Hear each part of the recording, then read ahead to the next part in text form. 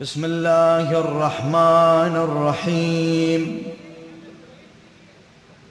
اللهم إني أسألك برحمتك التي وسعت كل شيء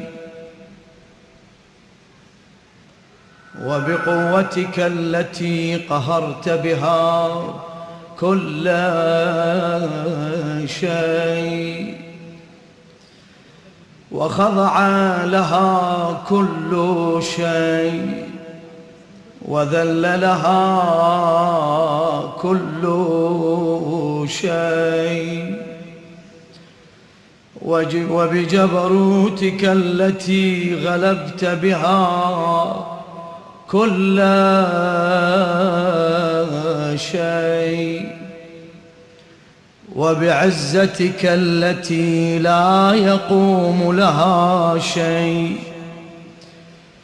وبعظمتك التي ملأت كل شيء وبسلطانك الذي على كل شيء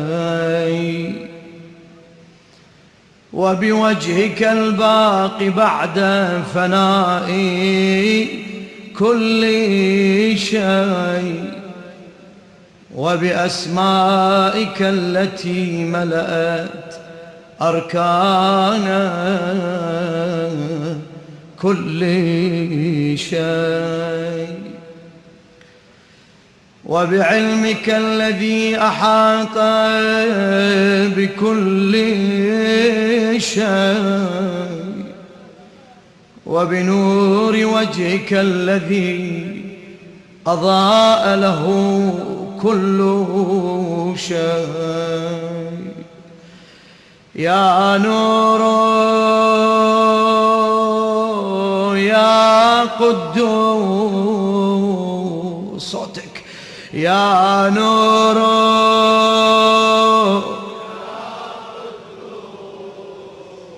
يا نور يا أول الأولين ويا آخر الآخرين. اللهم اغفر لي الذنوب التي تهتك العصا. اللهم اغفر لي الذنوب التي تنزل النقم. اللهم اغفر لي الذنوب التي تغير النعم. اللهم اغفر لي الذنوب التي تحبس الدعاء. اللهم اغفر لي الذنوب التي تنزل البلاء. اللهم اغفر لي كل ذنب أذنبته وكل خطيئة أخطأتها. اللهم إني أتقرب إليك بذكرك وأستشفع بك إلى نفسك وأسألك بجودك أن تدنيني من قربك وأن توزعني شكرك وأن تلهمني ذكرك.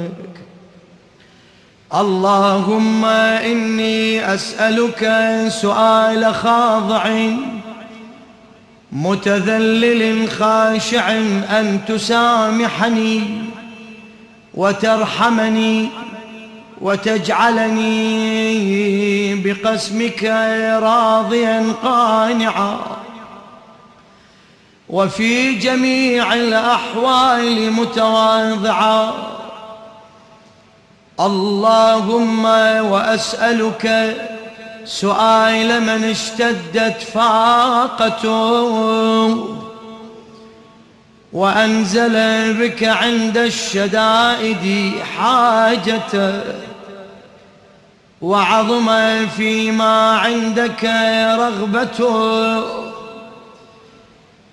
اللهم عظم سلطانك وعلى مكانك وخفي مكروك وظهر أمرك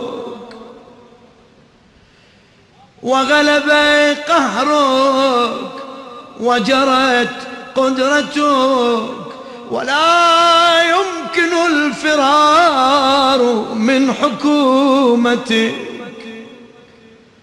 اللهم لا أجد لذنوبي غافرا ولا لقبائحي ساترا ولا لشيء من عملي القبيح بالحسن مبدلا غيرك. لا إله إلا أنت سبحانك وبحمدك ظلمت نفسي ظلمت نفسي ظلمت وتجرأت بجهلي وسكنت إلى قديم ذكرك لي ومنك علي. اللهم مولاي كم من قبيح سترته وكم من فادح من البلاء أقلته وكم من عثار وقيته وكم من مكروه أين دفعته وكم من ثناء جميل لست أهلا له نشرته. اللهم عظم بلائي وأفرط بي سوء حالي وقصرت بي أعمالي وقعدت بي أغلالي وحبسني عن نفع بعد أملي وخدعتني الدنيا بغرورها ونفسي بجنايتها ومطالي.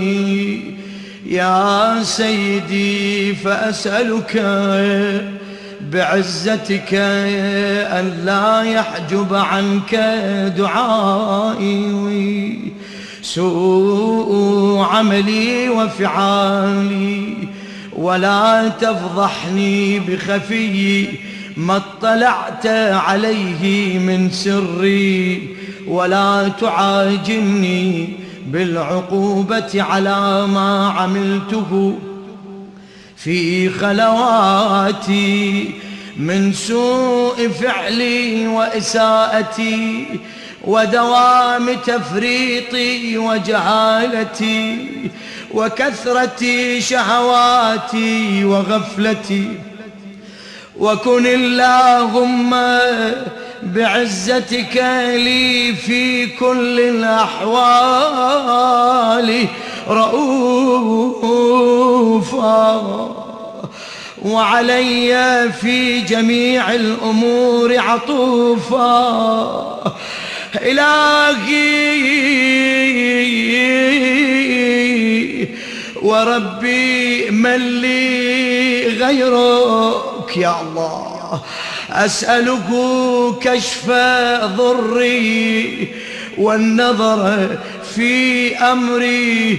إلهي ومولاي أجريت علي حكما اتبعت فيه هوى نفسي ولم أحترس من تزيين عدوي، فغرني بما أهوى وأسعده على ذلك القضاء، فتجاوزت بما جرى علي من ذلك بعض حدودك، وخالفت بعض أوامرك، فلك الحمد علي في جميع ذلك، ولا حجة لي فيما جرى علي فيه قضاءك، وألزمني حكمك وبلاؤك، وقد أتيتك يا إلهي بعد تقصيري وإسرافي على نفسي معتذرا نادما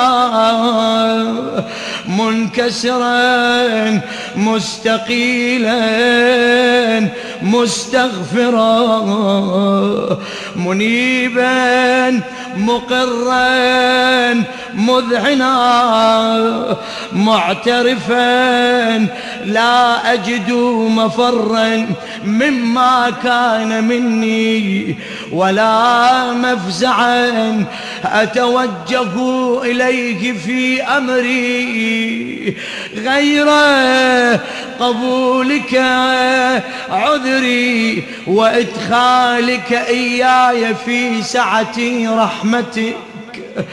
اللهم فاقبل عذري وارحم شدة ضري، وفكني من شدي وثاقي. يا رب ارحم ضعف بدني، يا الله يا رب ارحم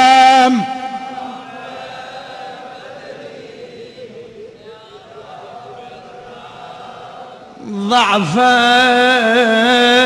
بدني ورقة جلدي ودقة عظمي. يا من بدأ خلقي وذكري وتربيتي وبري وتغذيتي، هبني لابتداء كرمك وسالف برك بي. يا إلهي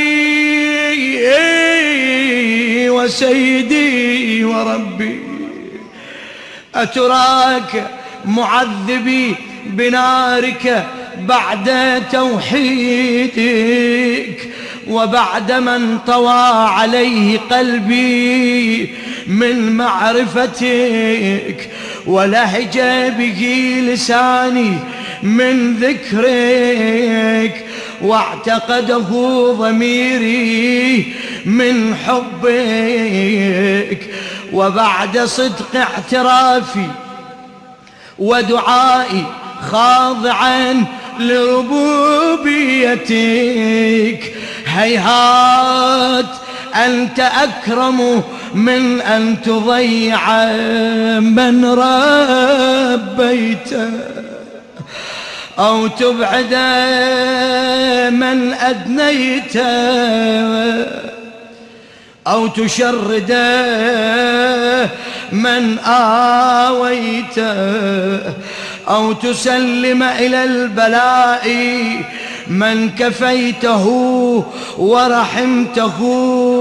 وليت شعري يا سيدي وإلهي ومولاي،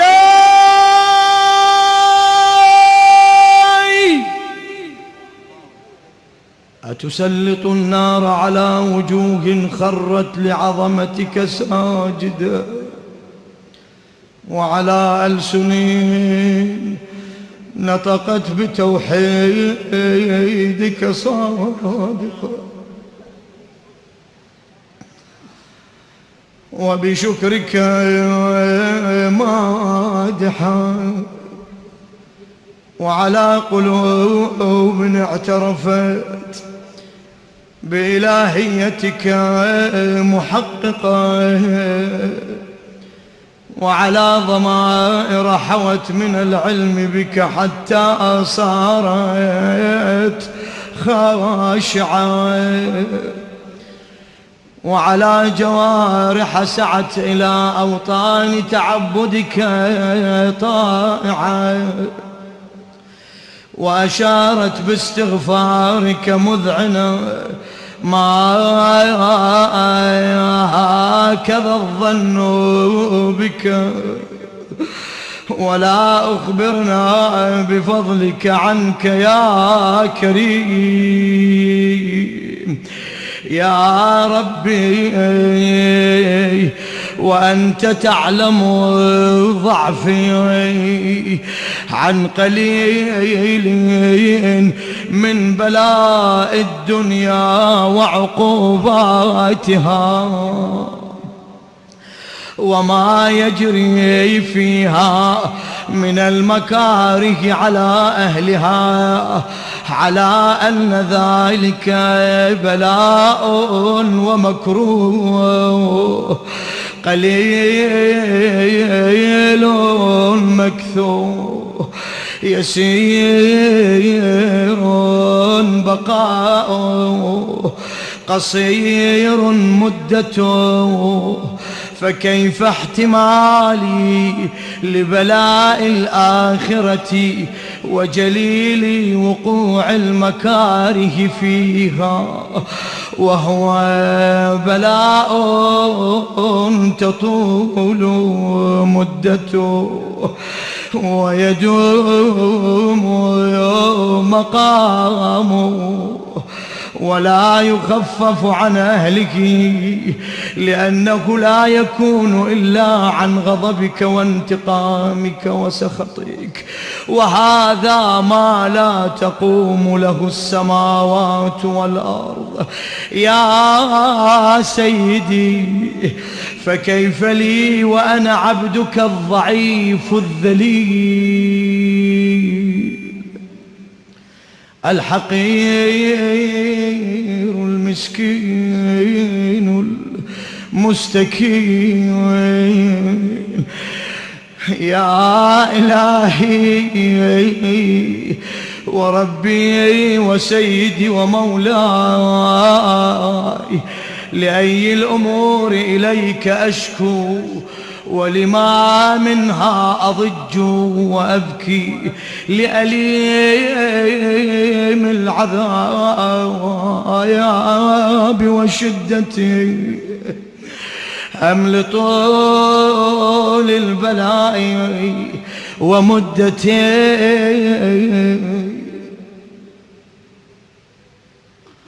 فلئن صيرتني للعقوبات مع أعدائك، وجمعت بيني وبين أهل بلائك، وفرقت بيني وبين أحبائك وأوليائك، فهبني يا إلهي وسيدي ومولاي وربي، صبرت على عذابك، فكيف أصبر على فراقك؟ وهبني صبرت على حر نارك، فكيف أصبر عن النظر إلى كرامتك؟ أم كيف أسكن في النار؟ ورجائي عفوك عفوك عفوك، فبعزتك يا سيدي ومولاي أقسم صادقا، لئن تركتني ناطقا لأضجن إليك بين أهلها ضجيج الآملين، ولا أصرخن إليك صراخ المستصرخين، ولا أبكين عليك بكاء الفاقدين،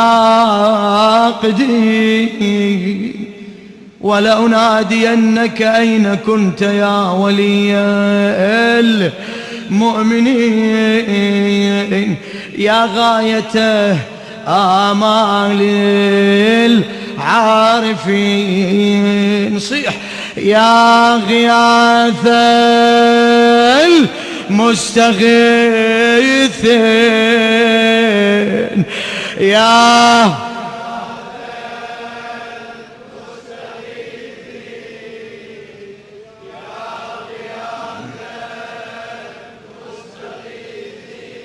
يا حبيب قلوب الصادقين، ويا إله العالمين، أفتراك سبحانك يا إلهي وبحمدك تسمع فيها صوت عبد مسلم سجن فيها بمخالفته،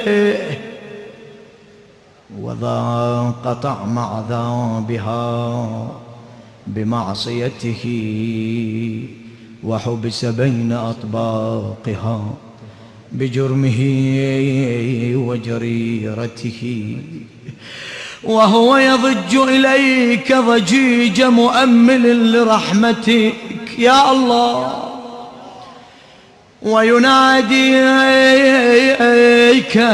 بلسان أهل توحيدك، ويتوسل إليك بربوبيتك يا مولاي، فكيف يبقى في العذاب وهو يرجو ما سلف من حلمك؟ أم كيف تؤلمه النار وهو يأمل فضلك ورحمتك؟ أم كيف يحرقه لهيبها وأنت تسمع صوته وترى مكانه؟ أم كيف يشتمل عليه زفيرها وأنت تعلم ضعفه؟ أم كيف يتقلقل بين أطباقها وأنت تعلم صدقه؟ أم كيف تزجره زبانيتها وهو يناديك يا رب؟ أم كيف يرجو فضلك في عتقه منها فتتركه فيها؟ هيهات ما ذلك الظن بك، ولا المعروف من فضلك، ولا مشبه لما عاملت به الموحدين من برك وإحسانك. فباليقين أقطع لولا ما حكمت به من تعذيب جاحديك، وقضيت به من إخلاد معانديك، لجعلت النار كلها بردا وسلاما، وما كان لأحد فيها مقرا ولا مقاما، لكنك تقدست أسماؤك، أقسمت أن تملأها من الكافرين من الجنة والناس أجمعين، وأن تخلد فيها المعاندين، وأنت جل ثناؤك قلت مبتدئا وتطولت بالإنعام متكرما، أفمن كان مؤمنا كمن كان فاسقا لا يستوون.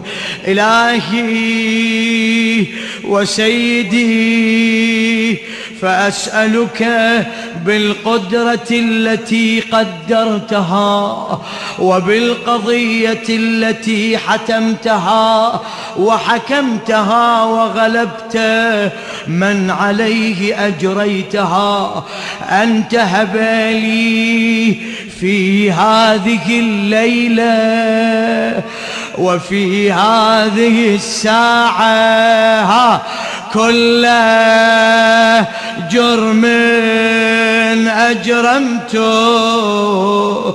وكل ذنب أذنبته، كل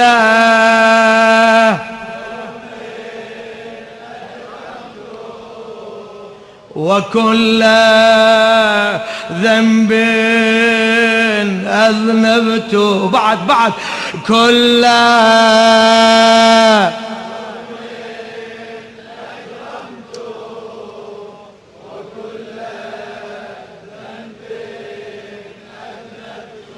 وكل قبيح أسررته وكل جهل عملته، كتمته أو أعلنته، أخفيته أو أظهرته، وكل سيئة أمرت بإثباتها الكرام الكاتبين الذين وكلتهم بحفظ ما يكون مني وجعلتهم شهودا علي مع جوارحي، وكنت أنت الرقيب علي من ورائهم يا الله، والشاهد لما خفي عنهم، وبرحمتك أخفيته وبفضلك سترته، وأن توفر حظي من كل خير أنزلته أو إحسان فضلته أو بر نشرته أو رزق بسطته أو ذنب تغفره أو خطأ تستره. يا الله يا ربي صيح يا ربي يا رب، ها يا رب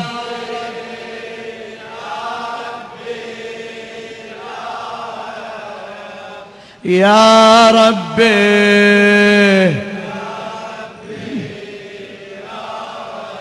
يا إلهي وسيدي ومولاي ومالك رقي، يا من بيده ناصيتي، يا عليما بضري ومسكنتي،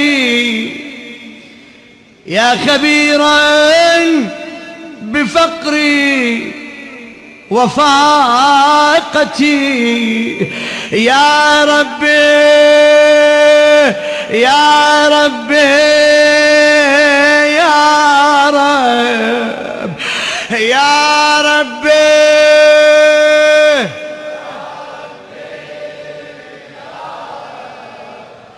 يا ربي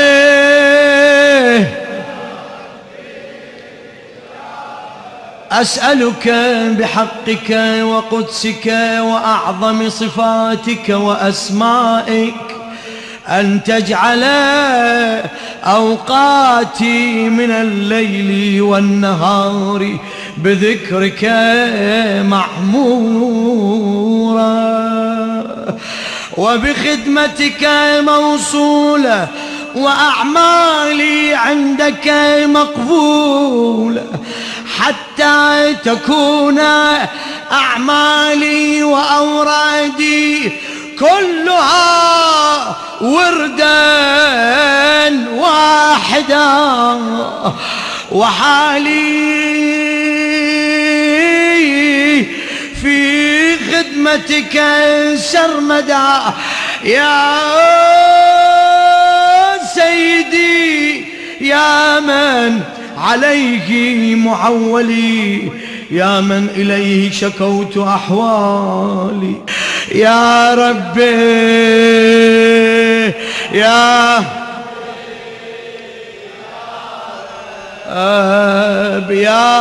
ربي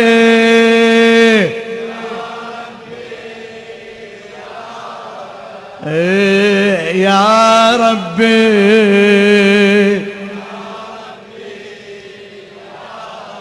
قوي على خدمتك جوارحي، واشدد على العزيمة جوانحي، وهب لي الجد في خشيتك والدوام في الاتصال بخدمتك، حتى أسرح إليك في ميادين السابقين، وأسرع إليك في البارزين، وأشتاق إلى قربك في المشتاقين، وأدنو منك دنو المخلصين، وأخافك مخافة الموقنين، وأجتمع في جوارك مع المؤمنين. اللهم ومن أرادني بسوء فأرد، ومن كادني فكيد، واجعلني من أحسن عبيدك نصيبا عندك، وأقربهم منزلة منك، وأخصهم زلفة لديك، فإنه لا ينال ذلك إلا بفضلك، وجد لي بجودك، واعطف علي بمجدك، واحفظني برحمتك، واجعل لساني بذكرك لهجا، وقلبي بحبك متيما، ومنا علي بحسن إجابتك، وأقني عثرتي، واغفر زلتي، فإنك قضيت على عبادك بعبادتك، وأمرتهم بدعائك، وضمنت لهم الإجابة.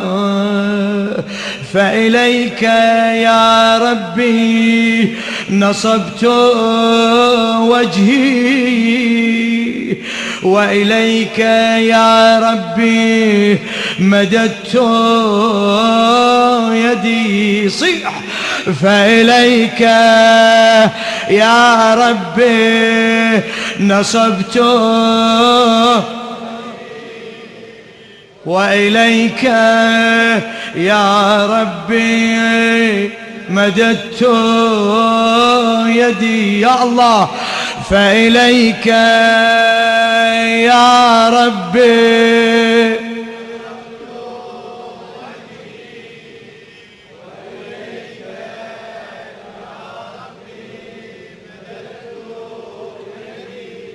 فبعزتك استجب لي دعائي، وبلغني مناي، ولا تقطع من فضلك رجائي، واكفني شر الجن والإنس من أعدائي. صيح. يا سريع الرضا،